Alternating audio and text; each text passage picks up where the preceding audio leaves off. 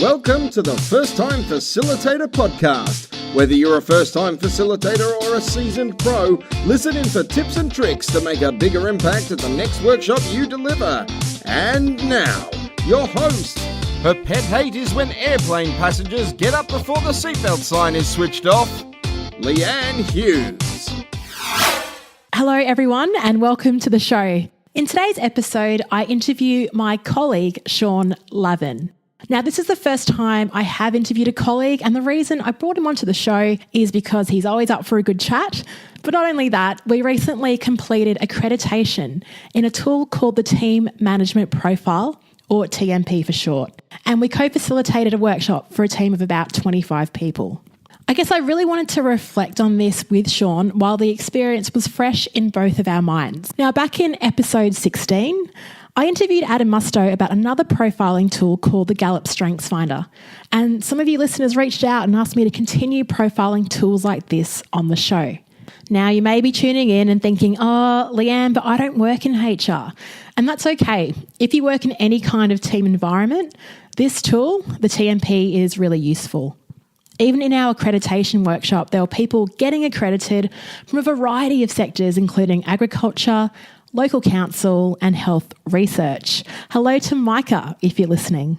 So in this episode, you'll hear from Sean on how he crafted a team workshop using the TMP, the questions that Sean uses to identify learner requirements to develop his material, how and what he's changed since starting his facilitation journey, and the strategies he uses to keep workshops light and fun. Now, Sean and I met when we started working together early last year, but he'll share his career story as part of the interview. What's really great about Sean is his willingness to grow and take on any challenge.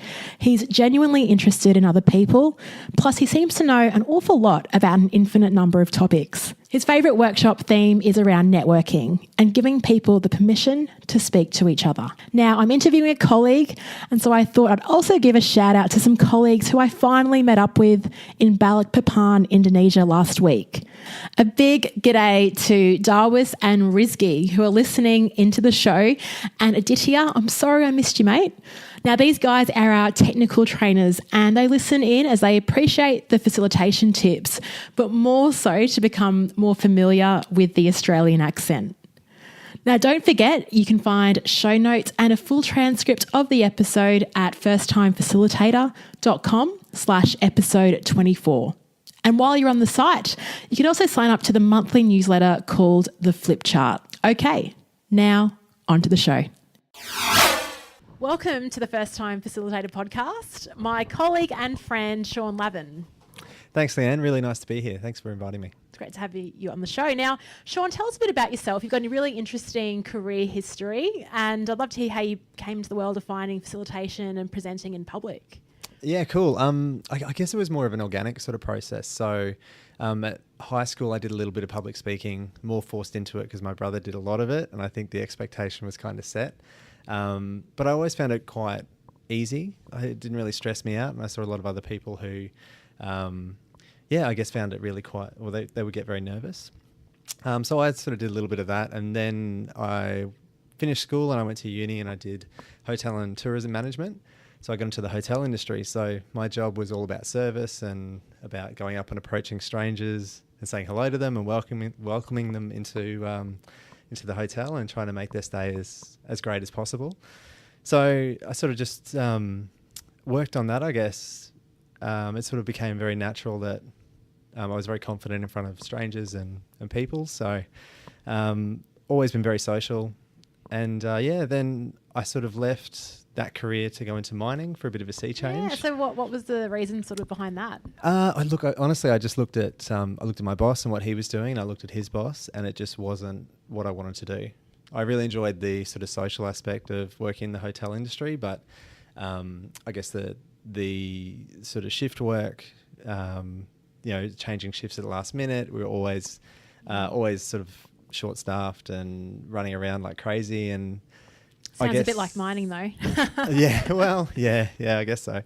My brother-in-law at the time was actually working in the mining industry and business was booming, and he said, hey, if you want to see change, come and drive a truck for a while.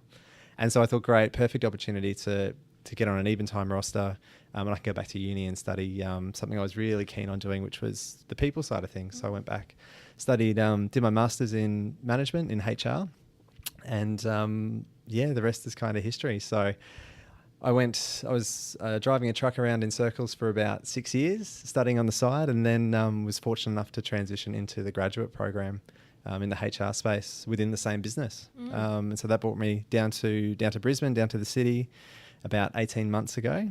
I've just started my third rotation of the graduate program into the final straight, I guess, and really diving into the facilitation side of things and loving it. So that's a snapshot, I guess. Now, we've got something in common because I know that you were in those trucks and you're driving in circles, but while you were doing that, what else were you listening to in the truck? Yeah, exactly. So a really good friend of mine, Matt Linney, big shout out to Matty. I'll put him onto this so he can have a listen. He asked me probably, it would have been about 2014, whether I listened to podcasts. And I said, no, I don't really know what they are. I haven't really heard of them. He said, mate, you, like out of everyone I know, you need to be getting involved in this because you'd love it. So he put me onto a few podcasts, and I just loved it. I could drive around in a truck in the middle of the night because we worked a 24-hour operation. I just felt like I was sitting in a room with some amazing people having these conversations, and it was just awesome. And I jumped on the podcast bandwagon. My phone is just constantly telling me I've got no storage left because I've got too many podcasts banked up. So it's honestly, podcasts have actually become quite a big part of my life in the sense of where I get information and education from nowadays. Yeah, I think that's where Sean and I sort of bonded over it very quickly, is that he told me about a podcast, The Art of Charm it was last year, and so I started listening to that and I thought, oh yeah, Sean actually has good taste in podcasts. So and we frequently just share episodes and things, and so nice to know that 4 years later you're appearing on your first podcast. Who would have thought? Yeah, the inaugural podcast. I was a little bit nervous, but I thought, you know what, let's just have a chat and have a conversation, because that's how I used to feel listening to podcasts. So I thought, well, how hard could it be to actually be involved in one? So so thanks for having me. This is great. It is great. Now, I'd like to really sort of, not a very straightforward segue, but really talk about the focus of this episode, which is an assessment tool that both you and I got accreditation for quite recently, and we've decided to use, and it's called the Team Management Profile. And so in a previous episode, I've interviewed a guy, Adam. We spoke about the Strengths Finder tool, and we do have quite a few HR people that listen to the podcast, and I think it's really nice from time to time to talk to people with accreditation, find out what the tool's useful for and how to use it. So I guess before you even stepped into that room and did the accreditation, what did you know about the TMP? That stands to Team Management Profile. What did you know about it? Yeah, very little. I'm fairly fresh and fairly green into the world of HR and facilitation, really. It's really only been about 18 months. So, look, very, very little. I knew there was a really pretty coloured wheel, and that meant something that was very powerful. And I'd sat in on a couple of sessions prior to our accreditation with another colleague of ours who is accredited. And so I kind of got a little bit of a crash course into what it was all about. And that really set me up going in to do the accreditation, because I was really excited to learn more about the amazing tool that is TMP. Cool. So can you let us know a bit more about the tool and what it does, why you'd use it? Yeah. So it's actually quite simple on the surface. You basically have participants who sign up and they go through a questionnaire. There's about 60 questions. And of that, it sort of spits out a personalised report, gives you a bit of an insight into the way that you like to work. And sort of, I suppose, your preferred role within a team. So there's lots of different tasks that sort of fall into the work scope in any sort of industry, in any business globally. And I think everyone sort of has a preference for what they like doing in that life cycle of work. And this is just a great tool to highlight or show, hey, what you actually prefer doing, and then you can actually structure the way that tasks are delegated and the sort of work that you take on based on what you prefer to do. So as part of the accreditation process, we each had to complete our own profiles. I'd like to ask you just to start, what did you find personally from your profile? Was it a surprise, shock, or were you completely on board with what you read when you got your profile? And what does that profile even tell you? Yeah. Look, completely on board. I was quite blown away. And this is something that another colleague mentioned only last week, was that I can't believe how 60 questions could be so accurate. So it's, I think a lot of people go into it thinking it's a little bit, I guess, a bit airy-fairy almost, like it's sort of telling your future or you're reading horoscopes or something. But it was really, really accurate. And the description that it breaks down, it sort of says, this is the way you probably like to work. You like people to approach you in this sort of way. You get flustered if this happens, and you can kind of start relating to what it's telling you about yourself and the way you like to work. And for me personally, it was probably 95% spot on. So my major preference, I guess, is what they call a concluded producer. So my preference is all about output. So it's all about just getting things done. So there's some people that love researching. There's some people that love thinking of the great ideas. There's some people that like organizing it all. And you got the people who, like myself, just like doing it, getting it done. And I think that's why I really enjoy facilitation as well, because it's the output. You do all the prep work before it, but then when you actually get up and run a workshop, that's the output from a facilitator's perspective. And then you've got those who like to actually control, make sure that what's being done is what we wanted to do in the first place, and then trying to maintain it as well. So a lot of different preferences, and you can sort of be across the board and across the spectrum in with your preference. Right. Yeah, because if you look at the wheel, so it's all beautiful colours, it's really nice and bright. What we usually see from people is that they have a major preference and have two minor preferences on either side of that. But Sean's, your wheel was a bit different. Yeah, so it's what they call a split wheel, where, so for instance, generally your preference, your major preference, and you'll have actually two minor preferences, and they usually sit close by because that's the kind of scope of work that you like to do, and it's that sort of process. For me, it was actually split. So I actually looked at my percentage breakdown and found that I'm fairly broad across the whole wheel. I think my major preference, so I should say there's 8 different pieces of that wheel, and 7 of them are all within about 6% of each other. Oh, okay. All adding up to 100%. So yeah. So it's not good or bad. It's just the way that we each like to go about our work and the work that we prefer to do.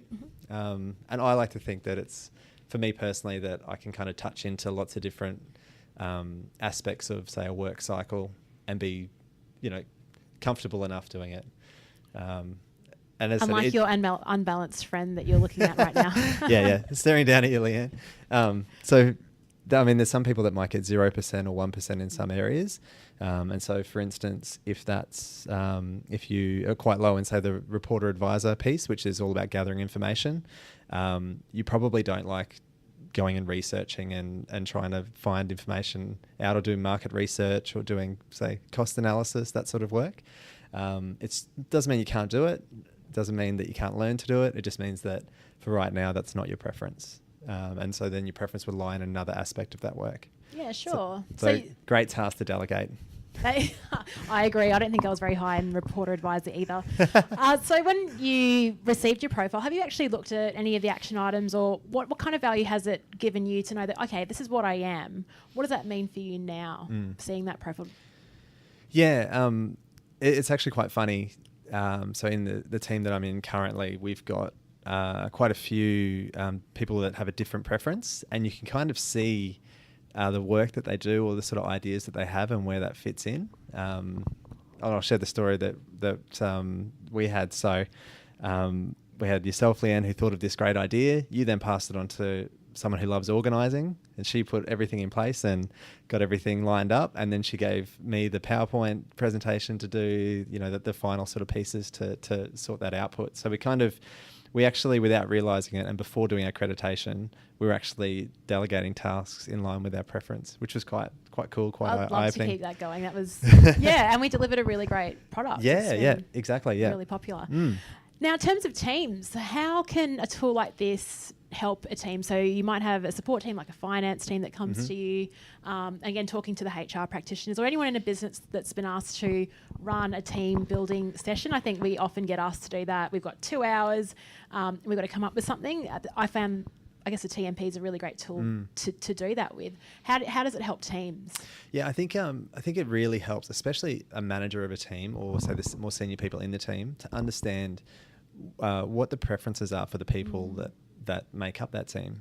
So if you're going to delegate a task, say there's somebody who loves organising, and you delegate them a researching task, it shouldn't surprise you that maybe they don't spend as much time as they should on it. Maybe what you're expecting to get out of them they didn't live up to your expectation. And so when you understand that preference or know that person doesn't prefer doing the researching task, maybe that's something that you should really be delegating to somebody else and then giving them a piece of work that then falls into their preference. And hopefully you'll start getting better results because you're allowing your teammates, I guess, to actually work to their preference, to work in the space that they actually enjoy and they like to do. That's perfect. And I think another thing that we sort of, when we were unpacking the tool, there's 2 different scales that make up what people prefer. So people at work is a formula. People plus work equals people at work. Sounds very simple. But when we break down the people, there's a scale. It's called the Righto scale, which we won't really go into. But one of those measures was making decisions. And it can be based on your belief or on analytical data. Yeah. I find that's a really interesting scale, because if you put people with 2 different mindsets into a meeting trying to create a decision based on 2 different criteria, you can see where there might be some conflict as well. Yeah, absolutely. So somebody who likes to make decisions analytically, they look at all the facts and the figures and the data, and they go, "Yep, this is a great idea. This is what we should do." And you get somebody on the belief side goes, "Yeah, but how is that going to? That may look good on paper, but have you thought about how it's going to affect other teams? What about the Penguins? There could be all these sort of pieces that don't add up in the data, but that we need to consider." So if you've got someone who's very heavy on the analytical, that's fine. That's absolutely normal. That's okay. But sometimes it can pay to have someone who's got that preference to be more belief based in their decision making. So you can they can throw out a few things that that maybe the data hadn't considered. Yeah, and I think that's for me in terms of the tool and the way I've seen our team sort of mapped across all those different areas. Now I understand, and like you said, I understand why people do things differently in meetings, or it's why it's not the same as you. And I guess the real premise is that different is different. Different does not mean that someone else is wrong just because they don't. Yes. Yeah, so it's a really great diversity tool if you want to really bring that up. Now let's talk about, so Sean and I were accredited, and then shortly after, so 2 weeks after, I was AWOL. I was in Indonesia working on another project, and Sean was left to... we were given the task of running a workshop for the first time to about 25, 30 people. What was your process in using this tool to create a workshop? You were given a brief for 3 hours. I think the outcomes were to have fun, but make sure people developed self-awareness, and then we also developed team awareness. What was the process that you went through to sort of structure a workshop like that? Yeah, cool. So I guess that the first step for me was to look at what the team wanted. So what do they actually want to get out of it? Did they want to understand the TMP and what it's all about? Did they want some sort of tangible tools to take away? So sort of, I guess, seeing what's the end goal? What are you trying to get to? And then working back from there when it comes to your planning. So fortunately, Leanne, you went and saw our general manager and asked her, say, hey, what do you want us to get out of the group? Or, what do you want to see them see at the end? And her response was great. Number one thing was just to have fun. And I love that, because I think that's, the variety and the novelty that really makes any sort of workshop. It's amazing. So that was a really cool brief, in the sense that, all right, we're going to keep it light, we're going to keep it fun, but we're all going to learn something about ourselves, and we're going to learn how we can use the TMP to really engage or collaborate better as a team. So that was the sort of the first step. Look at the end goal and what we actually wanted to get out of it. I then sort of wanted to tailor the material to the audience. So the team management profile is massive in the scope, in the sense that the amount of information, the amount of data, the amount of things you can do with it is huge. And honestly, you'd need weeks, a 2-week workshop to get through it all, which is great because there's so many resources. But at the same time, you've got to be very selective as to what you want to use, depending on the, the time you've got for the workshop. And then, really it was going back and focusing on fun. So we had 3 hours. We probably spent the first half an hour that had nothing to do with TMP at all. Purposely, we did that deliberately, just to really break the room up. Really, we did a bit of a networking icebreaker. We did trivia. We had all this crazy stuff on the tables for everyone to play with. So we made it really fun, in the sense that when we actually jumped into the material, everyone was really relaxed, really comfortable, and really sort of engaged and switched on, and it worked seamlessly. Yeah, I remember sort of turning to you after the first 20 minutes and going, wow, it feels really good in this room. Yeah. It just felt really nice and light. And Sean is underselling himself. I think something happened and he kind of made this quip to one of our participants, one of our class clowns, who's also my former manager. But and it just really lifted the mood as well. So I think just moments like that, you seized it. I'd love you to share, what was the icebreaker question that you got everyone to answer? Yeah, so one of my favourite things, or favourite themes, is around networking. And that's something that I think, especially in a workshop setting, you kind of go back to your school days just naturally. You sort of walk into a room and there's some people you might know, some people you're friendly with, some you might not. And you just sort of sit there. You've either got a designated seat, or you just sit anywhere except for the front row, of course. And you sort of sit there quietly, not really sure whether you're allowed to talk, whether you might say hello to someone next to you, and then that's it. And then you start looking at your phone, you start looking around the room, waiting for it to start. And I think the networking thing is just giving people the permission to speak to each other. Like, it's okay. We're all here to learn and to, enjoy our time together. We may as well use it as best as possible. So when it comes to icebreakers, I think you've got all the resources you need in the room, and that's just people. So all you need to do is basically give them the permission, but also a little bit of guidance on how to do that. So I love throwing out, so hey, to start with, just turn to the person next to you, either say hello or introduce yourself if you don't know them, and then giving them a very sort of thought-provoking question or a scenario just to discuss. So the one that we used, for instance, was that life has given you 24 hours of leave effective immediately. You've got no commitments, you've got no kids, you've got no family, you've got no jobs to do. You have 24 hours to do whatever you want. How are you going to spend it? And so you say, all right, turn to the person next to you, say hello, introduce yourself, and then what are you going to do? You're free, 24 hours. And it's great. Some of the responses were, I'm just going to put my feet up and read a book. Yeah. Some were like, I'm going to call my friends and see if anyone wants to go to the pub. Like, it was really, really cool, some of the responses. And then you sort of debrief that quickly afterwards.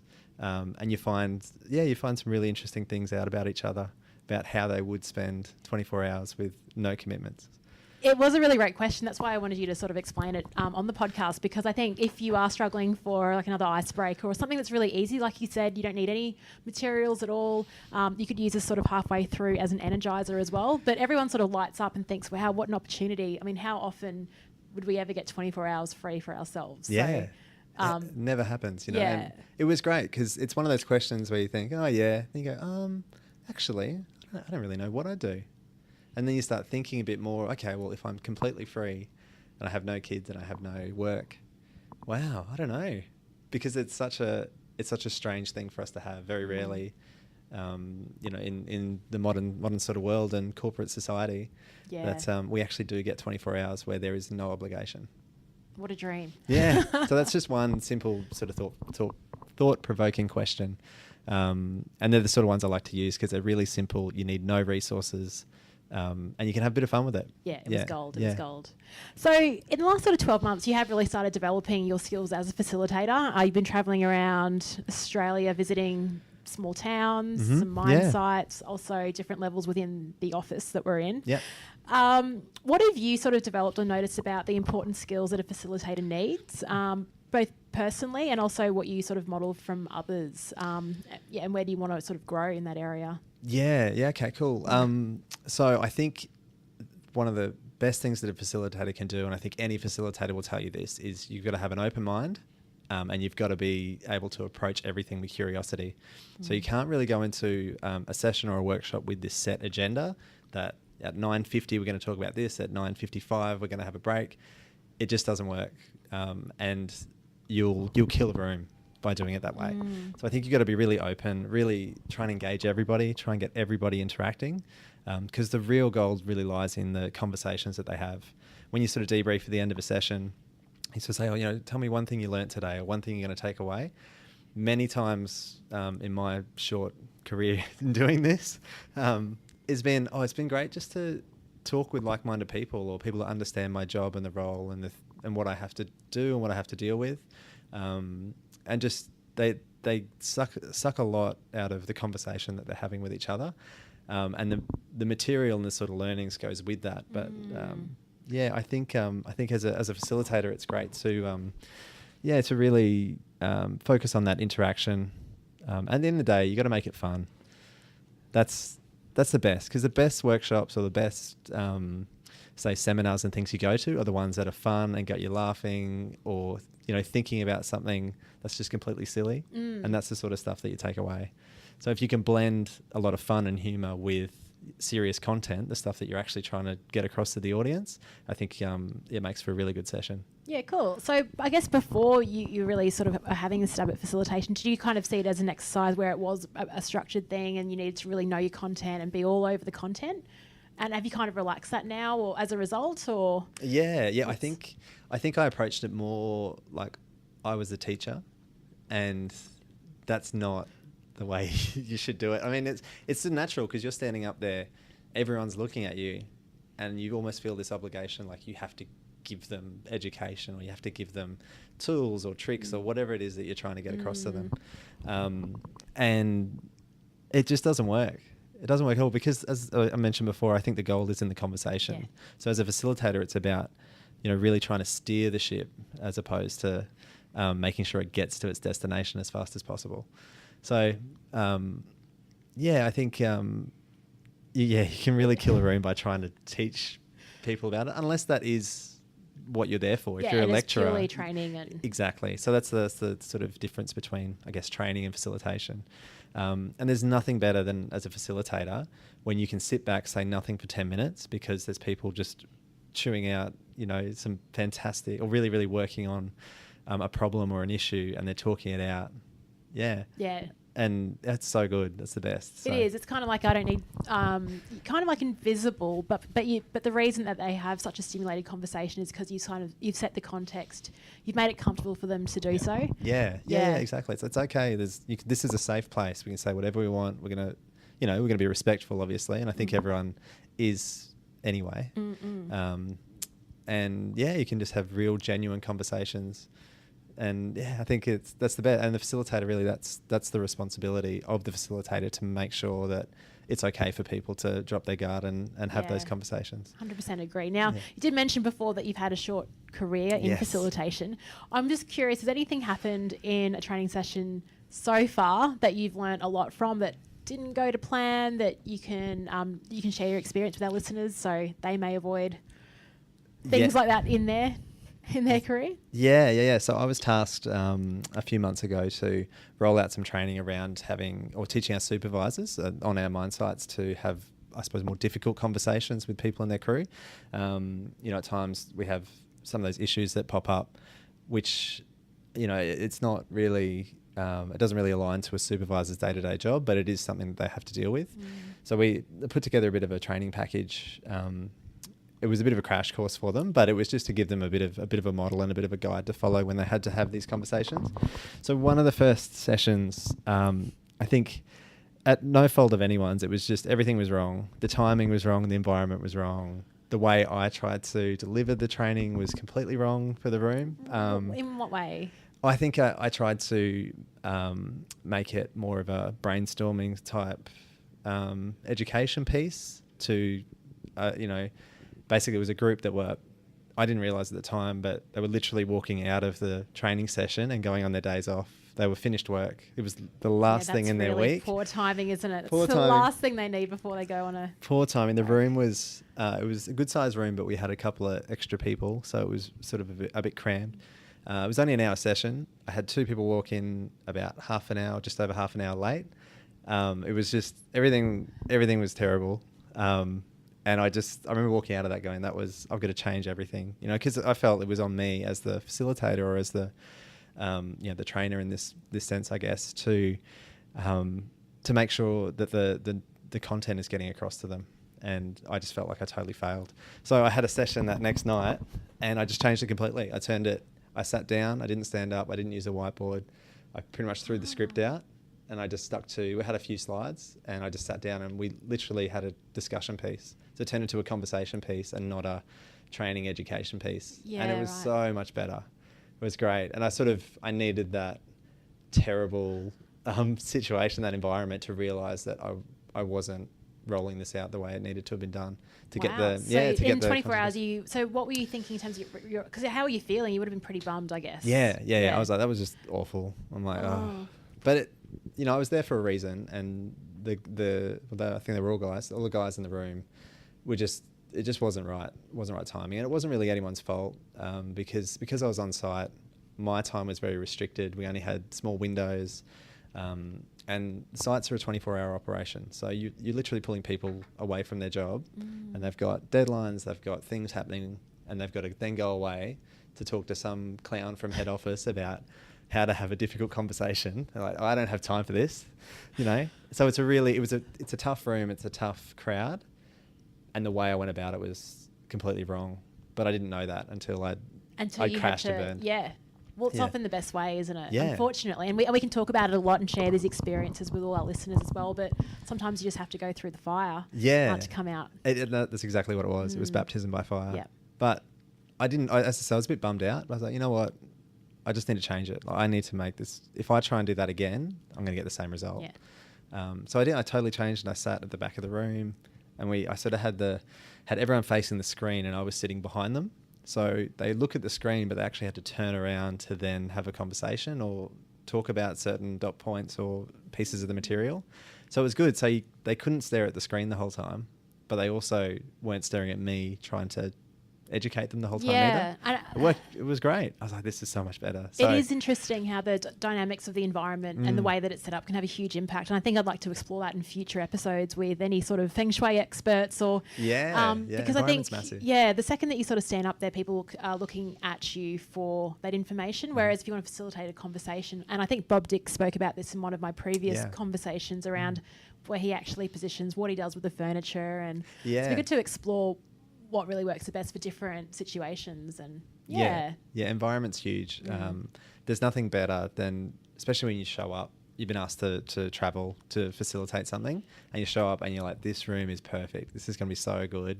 And you can see how you're going to set it up, what you want to do, and especially if you're trying to throw some novelty and a bit of fun in there. When you've got a great room, it really sets it. Yeah, it does. Unfortunately, that's probably only 20% of the time.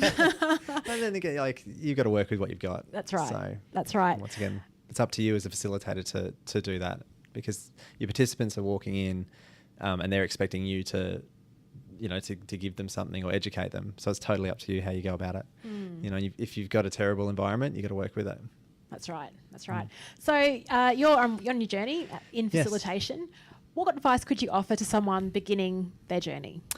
100% just say yes. It's kind of been a motto. One of my good friends used to say to me, "It's like just be a yes man. Just say yes, and just do it." And so it was kind of this. It's almost a mantra. I just say yes to everything. So in terms of life as well, or just generally. Okay. If an opportunity comes up, or someone asks you if you want to do something, just say yeah. I can actually validate that. Every time I've asked Sean to do something, but I only give you the cool, sexy task, don't I? As far as you know, yeah. Yeah. But he does. He says yes, and I think it's opened up so many doors for you. Yeah. It's great philosophy. Yeah, because I think if you say no straight away, you shut it down. Whereas if you say yes straight away, and then you think about it and go, it's not going to work, you can kind of get out of it a lot easier and save a lot of face. If someone says, can you travel halfway across the country next week to do this training session, and you go, yep, cool, I'll make it work. And then you have a look at your calendar and you think about what you've got on personally, and you go back to them and say, look, I said yes, but it's really going to be very difficult. So I'm sorry, I'm not going to be able to do it. And I think you get a lot more respect that way, as opposed to just saying, nope, I'm busy. No, find someone else. I can't do it. And you sort of, instead of, always going back to no or answering everything with a no. If you answer it with a yes, you get a little bit of leverage if in turn it doesn't work out. But I guess I sort of say yes to everything and try and follow through with that all the time and do as best as I can. It's that concluded producer in you. Maybe, yeah, it's all that output. It's like, let's just get it done, Yeah. Something needs doing. Yep, I'll jump in and make sure it gets done. Yeah, exactly. Everyone needs a Sean on their team. But it's great too because it opens up the opportunity. I've had many instances in the last 18 months on this graduate program where I've just said yes, put my hand up, yep, I'll do it, no problem. And I think that's the mentality as a graduate you need to have, because that's where the opportunities really come out. People know that they can rely on you, that you're going to be flexible, and the opportunities are massive. The people you meet, all of a sudden you're just having a conversation and you find out they're an executive of the company, and and had you not said yes to being at that event or in that situation, you wouldn't be having the conversation. You'd be sitting there staring at an Excel spreadsheet, wondering what you're doing with your life. And blaming everyone else. Yeah, exactly. For your circumstances. Now, I'd like to just finally spoken a bit about facilitation, but the other thing that you've been doing, and this was another opportunity that you said yes to, has been getting into roles which include emceeing, like big events. So you emceed a huge event earlier this year, and that was based on a goal that you set yourself after attending the same event last year. emceeing, I do find from time to time that a lot of facilitators, because they are confident speaking in front of groups, are often tapped on the shoulder and say, hey, you can MC as well. Yeah. But they're kind of two different skill sets. Yeah. Yeah, totally. So I'd like to know what your approach was for the MC gig that you said yes to, how much lead up time you were given, and what you actually prepared, how you prepared for that. Yeah, cool. So it basically was quite a large induction. Had about 230 odd people in the room. I'd actually put my hand up to present at that induction. So I sort of said, oh, look, I think there's some value. I can add value. I want a 20-minute window where I can present. And it was a really big goal for me because I was really interested in the facilitation stuff. And I thought, well, what better way to try and, jump in the deep end than get up on stage in front of 230 random people. And the subject was actually on networking. So I was talking to them about networking. So, yeah, I did that, and it was received with, welcome open arms, and said, yeah, it'd be great. So no one ever puts their hand up to present. We'd love to have somebody come down and do something a bit different. So that was cool. And about a month before that, I got a call, and they said, hey, why don't you just MC the whole event? Or actually co-MC the event, I should say, with a colleague of mine, Amanda. And I just said yes. I was like, yep. I didn't even hesitate. I said, yep, sounds great. And then I hung up the phone and thought, oh, okay, what does that involve? Because I'd never MC'd before. So I thought, yeah, sure, I can do it. I just introduce a few people and say thank you. Can't be that hard. And then I started to think, I actually got into the content and how big this event was for someone who'd never done it before. And it was, I wouldn't say I was afraid of it or nervous about it, but I was definitely, all right, I've got to be on my A game. I've got to do some serious prep. So I guess the big thing was knowing the content, as in knowing the sort of how big the room is, how many people you've got, what their background is. It was basically majority graduates. So a lot of people who are green to, say, full-time work or, say, corporate or site sort of work, I guess. So it's good to kind of understand the background of, fortunately, a majority of my audience. And then I suppose knowing the content more, who's going to be speaking, do you have their bios? Do you have their backgrounds? And I really tried to make it fun and put a bit of novelty in there. And so I get, for instance, one of the managing director's profiles and his bio, and then I'd just try and add something personal. I'd worked with a few of them, fortunately, and just add something from my something I'd seen them do or something they'd talked about, and try and relate it, and just go completely off script in a very positive way. That's good. And it was great. It was received really well. And I think instead of just being me reading off a teleprompter, it made it a bit more personal, and yeah, it was great. Natural and authentic. Natural, yeah. And it's a personal touch, and that person would have felt really good that you've actually noticed something about them as well. Yeah, it was. And a lot of them their first thing they would say was replying to whatever I had said. For instance, I welcomed one of our managing directors up, and had the big bio about what he'd studied and how long he'd been in the industry. And I sort of said, look, and on top of all that, he is the nicest man you'll ever meet. So welcome up, this person. And the first thing he said was get up. He's like, wow, I didn't realize I was so nice. So great that, he's like, it's so nice that people are noticing how nice I am. This is amazing, and that's how he started. Laughed, it was, yeah. Great, just upped that mood. Broke the tension, broke the boredom of, just reading someone's bio. And it was great. Received really well. Oh, fantastic. Yeah. Sean, if we've got some listeners that want to get in contact with you or find you or connect with you, how would they do that? Yeah, look, I'm probably LinkedIn's the best way to get to me. So it's just Sean Lavin. That's spelled Lavin. You'll see me working for a company, Fatis, which is a global mining services provider. So absolutely reach out, send me a message. I'll definitely respond as soon as I can. And I am on the other sort of streams as well, on the other aspects of social media, but more as a personal sort of thing. So I don't use them too often, to be honest. I'm more of a stalker than a poster. Nice. Thanks for being so honest.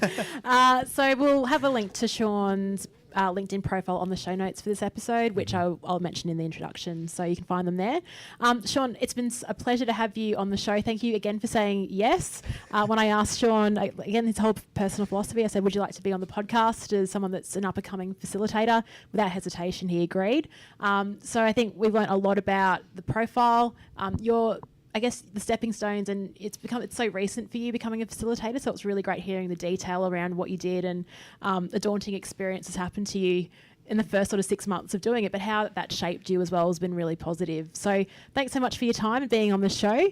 And I'll let Sean head off now and head off on his holiday. I've kept him captive in our office. So yeah, the beach is calling. But no, thank you. It's kind of cool that, being a first-time facilitator, in my mind anyway, and actually getting to come on a podcast of the same title has been great. So thank you so much for having me. No problem. Thanks, Sean. Cheers. Thank you for listening to the First Time Facilitator podcast. I hope you enjoyed this week's episode.